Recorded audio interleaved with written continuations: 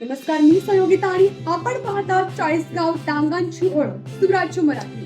पाहुयात आजची खबरावळ. सुप्त गुणांना चालना देणारे व्यासपीठ, वादविवाद व वक्तृत्व स्पर्धा. माननीय राहुल देशमुख.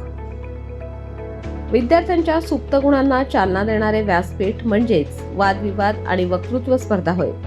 स्पर्धांमधून स्पर्धकांना वैचारिक मेजवानी मिळते, बोलण्याचे संस्कार होतात आणि आत्मविश्वासाने ते जीवनात यशस्वी होतात, असे प्रतिपादन श्री ओंकारनाथ विधी महाविद्यालयाचे माजी प्राचार्य माननीय राहुल देशमुख यांनी केले. ते राजूर येथील ॲडव्होकेट M.N. देशमुख कला, विज्ञान व वाणिज्य महाविद्यालयात कैलासवासी होनाजी तुकाराम कोंडार स्मृतिचषक राज्यस्तरीय वादविवाद आणि कैलासवासी डॉक्टर माधवराव दिगंबर उमराणी स्मृतिचषक राज्यस्तरीय वक्तृत्व स्पर्धेच्या उद्घाटन प्रसंगी बोलत होते.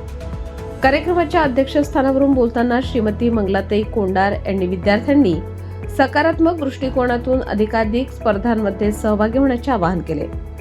या प्रसंगी महाविद्यालयाचे प्राचार्य माननीय प्राध्यापक भाऊसाहेब देशमुख यांनी बहुआयामी व्यक्तिमत्व निर्माण होण्यासाठी विद्यार्थ्यांनी विविध स्पर्धात सहभागी होण्याचे महत्त्व सांगितले. सत्यनिकेतन संस्थेचे संचालक माननीय S.T. एलमामे यांनी स्पर्धकांना आत्मविश्वासाने बोलण्याचा मंत्र दिला. यावेळी माननीय विजय पवार, संचालक सत्यनिकेतन, परीक्षक प्राध्यापक मच्छिंद्र देशमुख, प्राध्यापक डॉक्टर मोहन शिंदे, प्राध्यापक वृंद, स्पर्धक आणि विद्यार्थी उपस्थित होते. कार्यक्रमाचे प्रास्ताविक व स्वागत महाविद्यालयाच्या वादविवाद व वक्तृत्व मंडळाचे कार्याध्यक्ष प्राध्यापक डॉक्टर पंढरीनाथ करंडे यांनी केले. अतिथींचा परिचय प्राध्यापक डॉक्टर रावसाहेब ननावरे यांनी करून दिला, तर प्राध्यापक प्राची कोंडार यांनी कार्यक्रमाचे आभार प्रदर्शन केले. कार्यक्रमाचे सूत्रसंचालन प्राध्यापक गणेश कुसमुडे यांनी केले. कार्यक्रमाच्या यशस्वीतेसाठी महाविद्यालयाचे प्राध्यापक व शिक्षकेतर कर्मचाऱ्यांचे मोलाचे सहकार्य लाभले. खाली पाय कापायचे, पण आज ती परिस्थिती नाही का, तर अनुभव. म्हणून आज तुम्ही या वयात इथे जे बोलताय आणि इतकं चांगलं बोलताय, हे कौतुकास्पद आहे. आणि याच्या मागची जी काही मेहनत आहे, सरांनी त्याला सांगितलं का चेतन का. मी एक उदाहरण तुम्हाला देईल. या वयात देखील वाचनाची आवड आम्ही जोपासतो, आणि ती का जोपासतो, ती या ठिकाणी आम्हाला उभं राहायचं असतं आणि नवीन नवीन टोकातून काहीतरी वाचलेलं जे असतं ते तुमच्यापुढे मांडायचं असतं. आणि म्हणून या ठिकाणी एक उदाहरण सुद्धा बसल्या माझी एक सवय ती बंद करण्याची. मध्यंतरी आमच्याच कॉलेजची विद्यार्थिनी आहे रंजना कदम मॅडम, की ज्यांनी आज डॉक्टरेट मिळवलेली आहे अकोल कॉलेजच्या प्राध्यापक.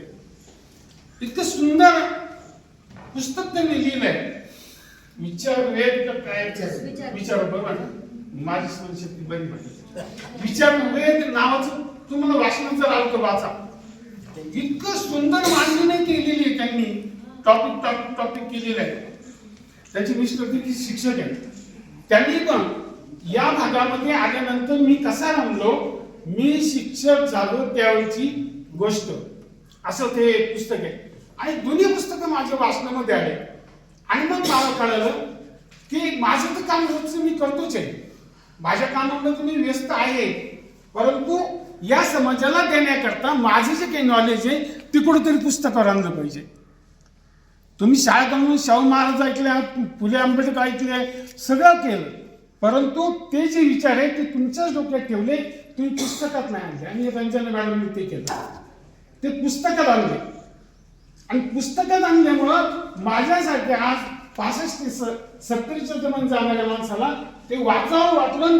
मी वाचून थांबलो नाही, मुलांनी वाचून थांबलो नाही. ते पुस्तक यांच्याकडनं यांना, यांच्याकडनं त्यांना, त्यांच्याकडनं त्यांना देण्याचा प्रयत्न केला. का तर ती काही विचार आहे ते फक्त वाचून माझ्यापुरते मर्यादित राहता कामा नये, ते यांच्यापर्यंत पोहोचले पाहिजे. आणि म्हणून मी पुन्हा एक वादविवाद स्पर्धा आणि वक्तृत्व स्पर्धा जी आहे या विषयावर मी पुन्हा येणार तुमच्याकडे, की तुमच्याकडे वाचन असलं पाहिजे.